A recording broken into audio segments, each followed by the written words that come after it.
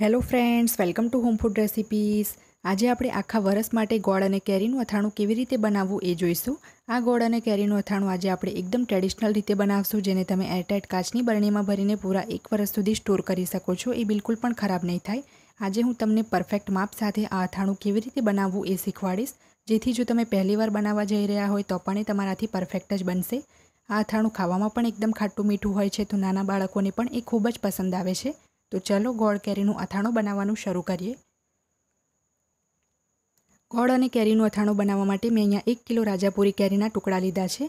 જે શાકભાજીવાળા પાસે મેં કેરી ખરીદી હતી એમની પાસેથી જ મેં આ રીતે નાના ટુકડામાં એને કપાવીને જ લીધી હતી, કારણ કે એમની પાસે કેરી કાપવાનો સ્પેશિયલ ચાકુ આવે છે। ઘરે આપણે એને કાપી નથી શકતા, તો ઘરે આવીને 2 થી 3 વખત મેં સાફ પાણીથી કેરીને ધોઈ લીધી હતી અને એ પછી એક મોટા ચારણામાં અડધો કલાક માટે એને નિતારી દીધીને બધું જ પાણી સૂકવવા દીધું હતું। હવે એની અંદર મેં 1.5 મોટી ચમચી એટલે કે 1.5 ટેબલ સ્પૂન મીઠું ઉમેર્યું છે અને 1/2 ટેબલ સ્પૂન એટલે કે અડધી મોટી ચમચી હળદર ઉમેરી છે। હવે એને આ રીતે ઉછાળીને આપણે બરાબર મિક્સ કરી લઈશું।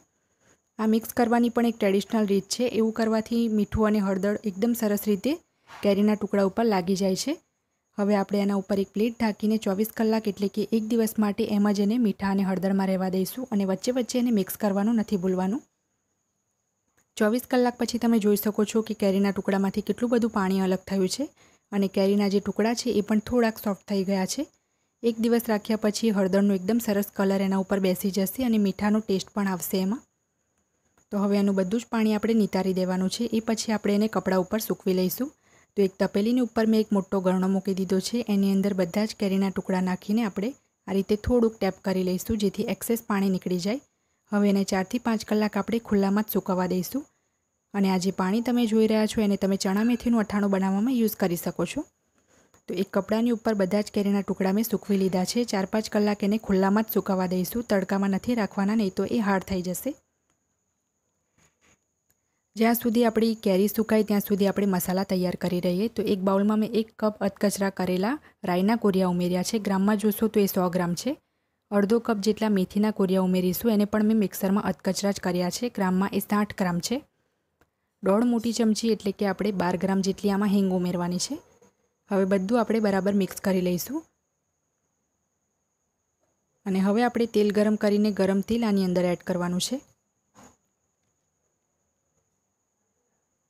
અહીંયા એક પેનની અંદર આપણે 2 કપ જેટલું સિંગ તેલ ઉમેરીશું। એમએલમાં જોશો તો આ 400 ml છે અને ગ્રામમાં જોશો તો 300 ગ્રામ તેલ છે। ધુમાડો નીકળે ને ત્યાં સુધી એને ગરમ થવા દઈશું અને તેલને ચેક કરવા માટે આપણે 2-4 રાઈના કોરિયા આ રીતે નાખીને જોઈશું, તો એ તરત જ ઉપર આવી જશે, મતલબ કે તેલ સરસ ગરમ થઈ ગયું છે। તો ગેસ બંધ કરીને તરત જ આપણે ગરમ તેલને મસાલાની અંદર નાખી દઈશું। એક વખત આપણે આને બરાબર મિક્સ કરી લઈએ અને એના ઉપર પ્લેટ ઢાંકીને આપણે એને 5 થી 10 મિનિટ માટે એમ જ રહેવા દઈશું।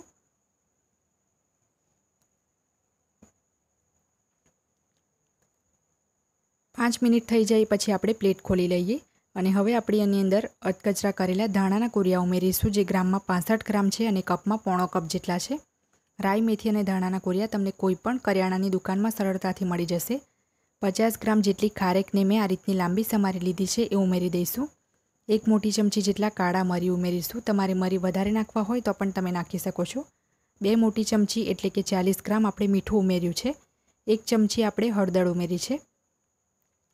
1/4 કપ એટલે કે 20 ગ્રામ આપણે તીખું લાલ મરચું પાવડર ઉમેરીશું। આ અથાણું વધારે તીખું નથી હોતું, એ વાતનું ધ્યાન રાખવાનું છે। 1/4 કપ એટલે કે 50 ગ્રામ કાશ્મીરી લાલ મરચું પાવડર ઉમેરીશું, જે આપણે ફક્ત કલર માટે યુઝ કર્યું છે। આનાથી અથાણાનો કલર એકદમ સરસ લાલ આવશે। હવે આ બધી જ વસ્તુને આપણે બરાબર મિક્સ કરી લઈએ। ધ્યાન રાખવાનું છે કે આ બધી જ વસ્તુ મેં મેઝરિંગ કપ અને સ્પૂનથી જ માપીને લીધી છે, જેથી જો તમારે બનાવવું હોય તો તમે આ મેઝરમેન્ટને ફોલો કરીને બનાવી શકો છો। અહીંયા મેં બધું જ બરાબર મિક્સ કરી લીધું છે અને 5 કલાક પછી આપણા કેરીના જે ટુકડા છે એ પણ સરસ રીતે સુકાઈ ગયા છે। જો તમે એને અડીને જોશો તો તમને સહેજ પણ એની ઉપર પાણી ના લાગવું જોઈએ, એકદમ સરસ રીતે સુકાઈ જવા જોઈએ। અને 5 કલાક પછી આપણા મસાલાની ઉપર પણ બધું જ તેલ આવી ગયું છે, તમે જોઈ શકો છો। તો એકવાર આપણે મસાલાને પણ મિક્સ કરી લઈએ અને હવે આપણે આને એક મોટા વાસણમાં ટ્રાન્સફર કરી લઈશું, કારણ કે હવે આપણે એની અંદર ગોળ અને કેરીના ટુકડા ઉમેરીશું, તો એ બાઉલ આપણને નાનો પડશે। તો આ બાઉલની અંદર આપણે બધો જ મસાલો એડ કરી દઈએ। રાઈ, મેથી અને ધાણાના કોરિયા તમારે ડાયરેક્ટ નથી લેવાના, મિક્સરમાં હલકા ગરગરા પીસીને જ તમે નાખશો તો તમારું અથાણું ખૂબ જ સરસ બનશે। હવે આપણે એમાં 800 ગ્રામ ગોળ એડ કરીશું।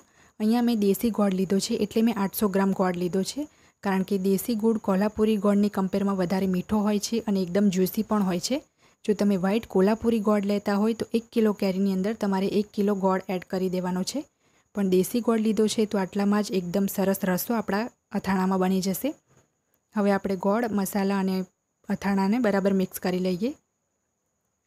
તમે ચાહો તો ગોળને છીણીને પણ એડ કરી શકો છો। અહીંયા મેં નાના ટુકડામાં તોડીને જ એને એડ કર્યો છે, અને દેશી ગોળ છે તો એ જલ્દી ઓગળી પણ જશે, કારણ કે ખૂબ જ સોફ્ટ હોય છે, તો 3 થી 4 જ દિવસમાં આપણો ગોળ ઓગળી જશે।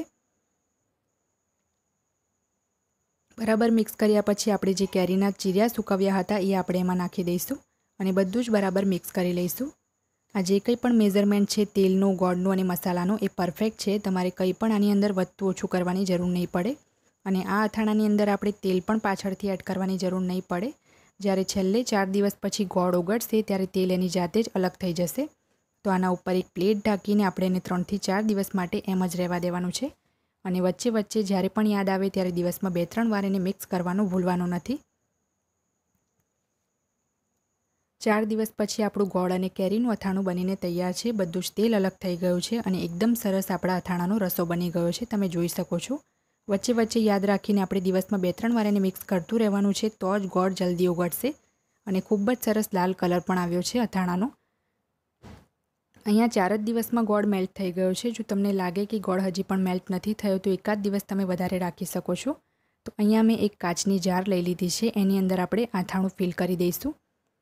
જો તમારી પાસે ચિનાઈ માટીની બરણી હોય તો તમે એમાં પણ એને સ્ટોર કરી શકો છો, પણ જ્યારે પણ તમે અથાણું કાઢો ત્યારે સૂકી ચમચીનો જ યુઝ કરવો એ વાતનું ધ્યાન રાખવું, અને જારની પણ તમારી સૂકી જગ્યાએ જ રાખવાની છે। જો ભેજવાળી જગ્યાએ રાખશો તો અથાણું બગડી શકે છે।